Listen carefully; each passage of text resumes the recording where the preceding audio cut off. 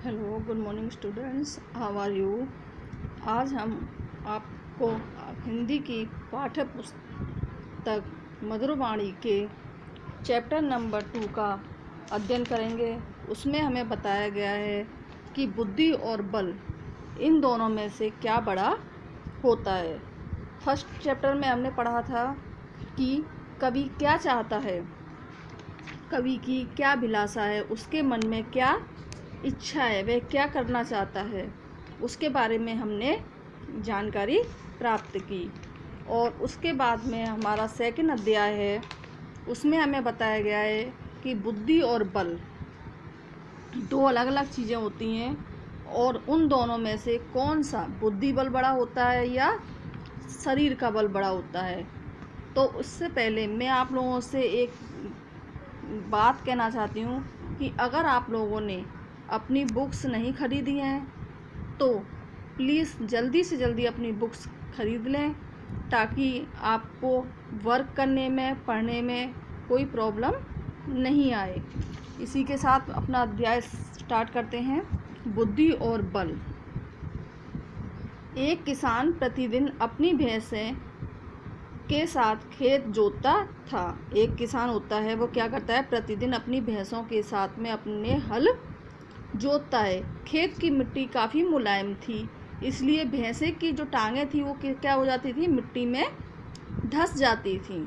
इससे किसान को हल जोतने में बहुत कठिनाई होती थी। क्या है कि खेत की मिट्टी बहुत ज़्यादा मुलायम थी, तो जब भैंसा खेत के अंदर हल जोतता था तो उसमें उसके पैर क्या हो जाते थे, उसमें मिट्टी में धंस जाते थे और हल जोतने में उसको कठिनाई होती थी, हल आगे नहीं बढ़ता था।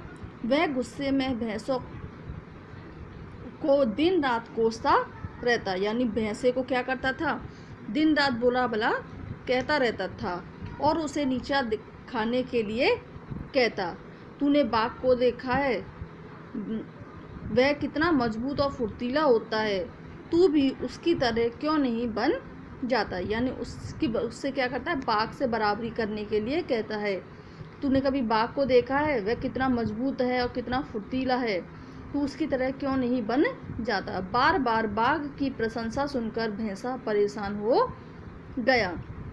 भैंसा जो होता है वो भैंस का पुरलिंग है, तो बार बार जब बाघ की प्रशंसा सुनता है तो भैंसा परेशान हो जाता है, क्योंकि उसे चाबुक की मार के अतिरिक्त कुछ नहीं मिलता था। क्योंकि जब उसके पैर ज़मीन में गड़ जाते थे तो क्या होता था, उसके वो आगे नहीं बढ़ पाता था और जो किसान था वो उसको क्या करता था, चाबुक से प्रहार करता था। एक दिन तंग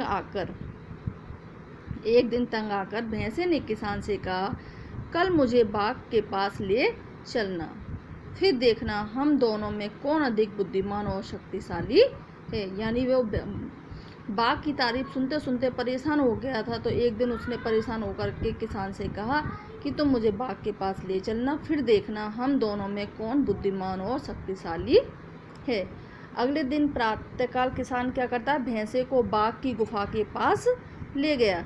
जैसे ही बाघ को भैंसे की गंध यानी बाघ को महक आई कि बाहर कोई जानवर है, वह गुफा से बाहर आया और भैंसे की तरफ लपका। क्योंकि वह मांसाहारी होता है, उसे खाने के लिए मांस चाहिए, तो वह लपका। पर भैंसा अपने पैने सींग हिलाते हुए बोला, आज मैं युद्ध करने नहीं आया हूँ, 3 दिन तक तुम अपने दांत तेज करो और मैं सींग तेज करता हूँ। क्योंकि जो भैंसा था वो कैसा था, बुद्धिमान था, तो उसने अपनी बुद्धि बल से उससे कहा कि आज मैं तुमसे युद्ध करने नहीं आया हूँ, तुम 3 दिन तक अपने दांत तेज करो और मैं अपने सींग तेज करता हूँ, तब हम दोनों का युद्ध होगा। ठीक है, बाघ राजी हो गया और गरजता हुआ अपनी गुफा के अंदर चला गया। वह 3 दिनों तक अपने दांत तेज करता रहा और अंत में उसके दांत उस तरह से भी ज़्यादा तेज हो गए, उस तरह कहते हैं जिससे बाल काटे जाते हैं, तो उस तरह से भी ज़्यादा तेज हो गए। भैंसे को अपने सींग तेज करने में केवल 1 दिन लगा, बाकी 2 दिन वह अपने शरीर पर घास की परतें लपेटता रहा। यानी घास अपने शरीर पर लपेटता रहा। जब घास की परतों का कवच काफ़ी मोटा हो गया तो उसने कीचड़ में लेटकर अपने बदन पर चिपकी घास की तहों पर कीचड़ की परत चढ़ा दी। यानी पहले उसने अपने शरीर पर घास लगाई, उसके बाद उसने जब घास की बहुत ज़्यादा परत हो गई तो फिर क्या किया, वह कीचड़ में चला गया और फिर उसके ऊपर से कीचड़ की परत चढ़ा ली। इस तरह उसका सारा बदन काले रंग के चिकने कीचड़ की परत से ढक गया। घास का एक भी तिनका बाहर से नजर नहीं आ रहा था। अब इसके बाद में हम सेकंड पार्ट अपना अगले उस वीडियो में स्टार्ट करेंगे। आज तक के लिए इतना ही है। तो इसमें क्या बताया गया है, अब तक के पार्ट में क्या बताया गया है कि एक किसान होता है, उसके पास एक भैंसा होता है, उससे वह क्या करता है, खेत में हल जोतता है।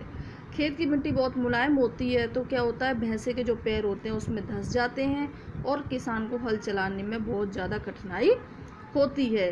वह दिन रात भैंसे को कोसता रहता है, उसे बुरा भला कहता रहता है और उसके सामने बाघ का उदाहरण देता है कि तूने कभी बाघ को देखा है, कितना मजबूत होता है, कितना फुर्तीला होता है, उसकी तरह क्यों नहीं बन जाता। तो क्या भैंसा जो होता है बार बार बाघ की प्रशंसा सुनता है और बदले में उसको उतरे काम के बदले उसको केवल चाबुक की मार मिलती है। तो एक दिन उसने तंग आकर के किसान से कहा कि कल मुझे बाघ के पास ले चलना, फिर देखना हम दोनों में से कौन बुद्धिमान और शक्तिशाली है। किसान राजी हो जाता है।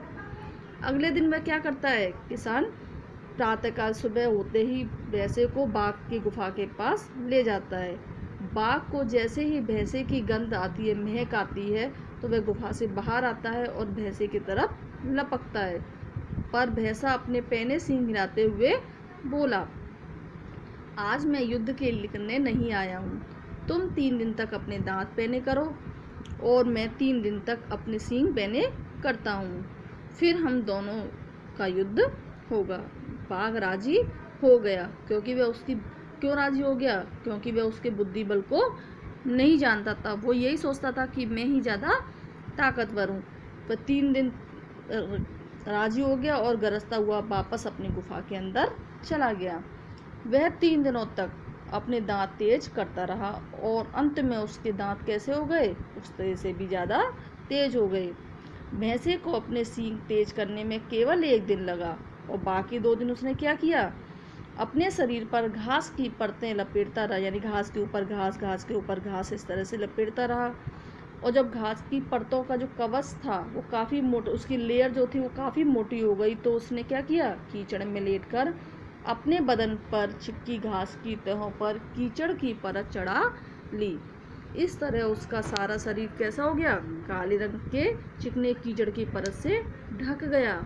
घास का एक भी तिनका बाहर से नजर नहीं आ रहा था। यानी बाघ को नहीं लगा कि इसके ऊपर क्या है, इसके शरीर के ऊपर घास लिपटी हुई है, वो कीचड़ से सारी घास क्या हो गई, ढक गई। इस तरह से उसने अपनी जान बचाने के लिए, अपनी बुद्धि दिखाने के लिए एक उपाय किया।